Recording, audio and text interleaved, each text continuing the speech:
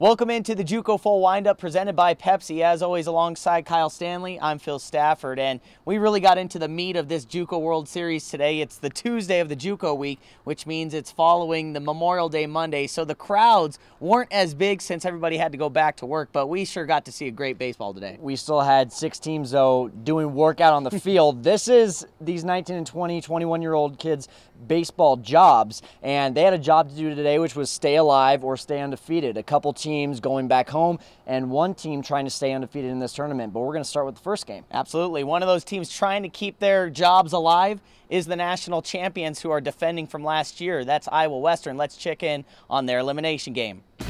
Both teams of Game 11 in the series are ranked in the top 10, but only one can advance to keep their title chase alive. Coming off the shutout in Day 3, Reavers make minor changes to the bottom of their lineup for the second consecutive day. Reavers coach Mark Raridan facing off with a coach who's in their first trip to the World Series. Alexis Cruz takes us around pregame for Yavapai.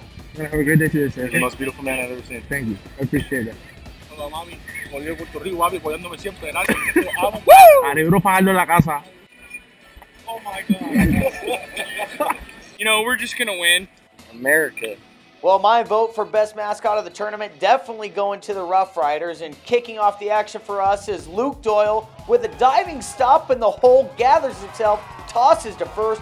We can always count on some great defense from the Arizona teams. Jumping ahead to the home half of the third, Iowa Western has bases full, but Jake Coulterman gets the Rough Riders out of the inning unscathed with the ground out to short.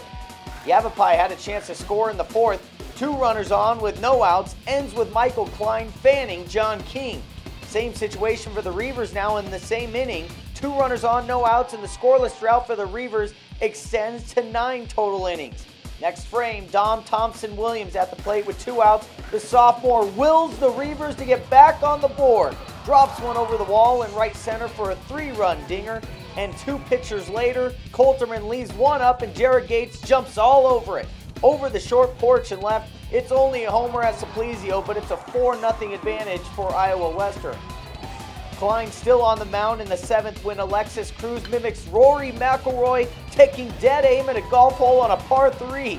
Right to the fan in the left field bleachers. Solo shot is the 2nd home run in the tournament for Cruz, his 18th on the season, but that's where the Yavapai offense began and ended this afternoon. Iowa Western finds their offense again by eliminating the Rough Riders 4-1. Coming in the tournament, I knew I should be hitting the ball because the past couple of games I've been starting to get back on it. But kind of a slow start, but I'll take it. I'll take it any day for it to happen today. We're used to scoring a lot of runs, and then, I mean, we're getting good pieces on balls, and they're just being caught as baseball, and we finally snapped that with his bomb, so that was good. It sounds terrible for me to say, but the more tears, the better I feel, because those are guys that really, spill their guts and now start to show the emotion on their sleeve because it cares. There's care there. 2 Texas teams in this elimination game. We're going to find out more from San Jac from Coach Jason Krug. Hi, my name is Jason Krug, assistant coach at San Jacinto College. Many of you guys have probably already seen me out there on Twitter feeds. My video, I guess I heard, went viral the other day. I'm the guy, that fell in the first base coaching box. Let's go find out what some of these guys are doing. We'll start off with the pitchers in the bullpen first. Follow me. You guys in the baseball world know that most left-handed pitchers, like 98% of them, walk around like this. He's one of those guys that does it right. As you can see, maybe his pregame ritual has been the red licorice. Would you say that the red licorice really was a big attribute into you hitting that home run the other day? Oh, yeah, you got to eat you have to eat 3 Twizzlers a day to be able to hit the ballpark. 3 Twizzlers a day. I'm thinking maybe we give you 2 more and see what happens. We can try that. Exactly what kind of music are you listening to right now?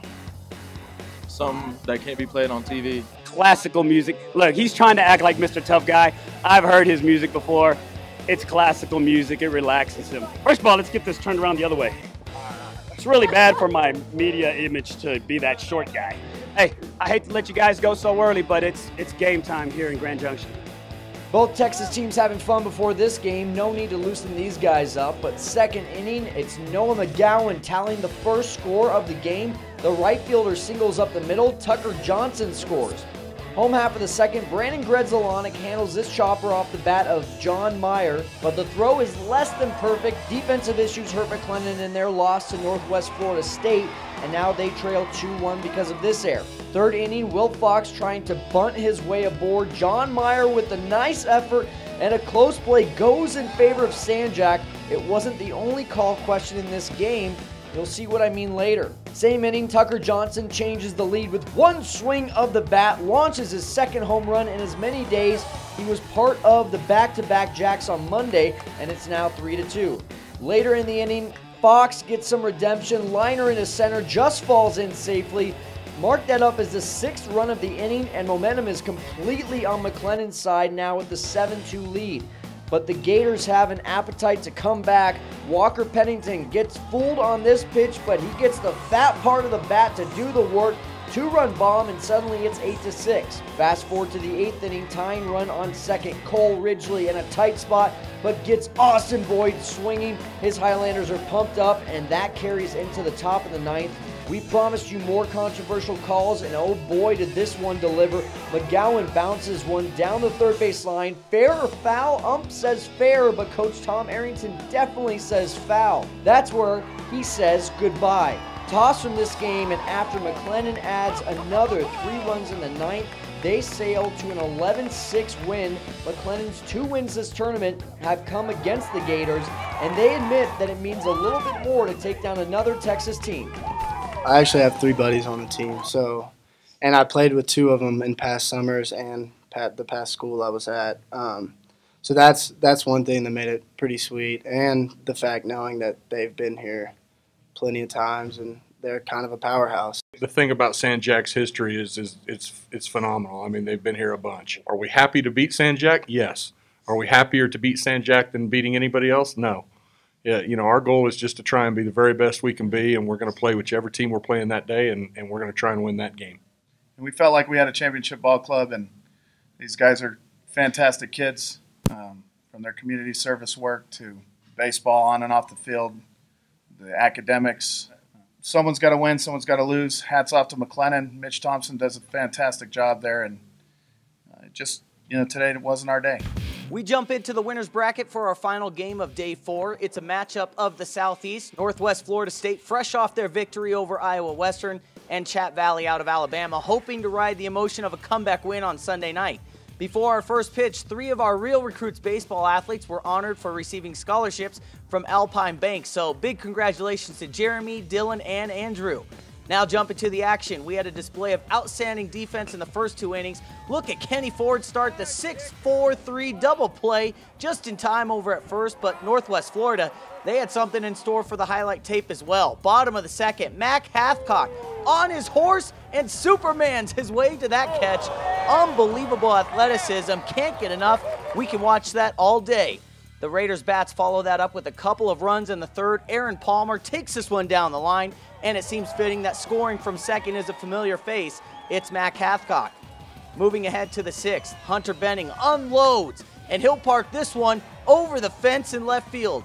Benning was 2 for 4 with 2 runs and 2 RBI. The true story is the Raiders' starting rotation so far. Will Luff, the 3rd straight pitcher to shut down the opponent. Scary moment, though, in the 8th. Catcher Tanner Halstead gets hit in the head. After several minutes, Halstead was able to walk off the field under his own power. Luft finished strong for the Raiders, allowed just 1 run, and didn't walk a single batter. Our minds are on one thing, and that's our catcher. Very unfortunate situation there at the end, and we need to go check on him and make sure that he knows that that's the only thing we're really thinking about. Who we play tomorrow? Yeah, so we got to get through like the 17-time defending national champion. We got a chance to get that one on the top 10, I think. So I don't know how the video works and how we send it over there, but there's some people here in the stands to watch it. But we need to get junior college baseball and some national exposure on that one, I would think. Jumping into our can't miss moments for Day 4, brought to you by Community Hospital. The top play of the day, well, there's absolutely no question it was our top play. The question is, can it be the top play for SportsCenter? Mac Hathcock on the run and makes the diving catch over and over. Let's watch it again. I can't really describe it. It's one of the best plays I've ever seen. Should be on SportsCenter in the morning. And your home run of the day, it's Dom Thompson-Williams. He turned down the Cardinals to come back to the Iowa Western Reavers for 2015, and he's doing it again here at the JUCO World Series. 3-run home run, and that ends up being the game winner for Iowa Western.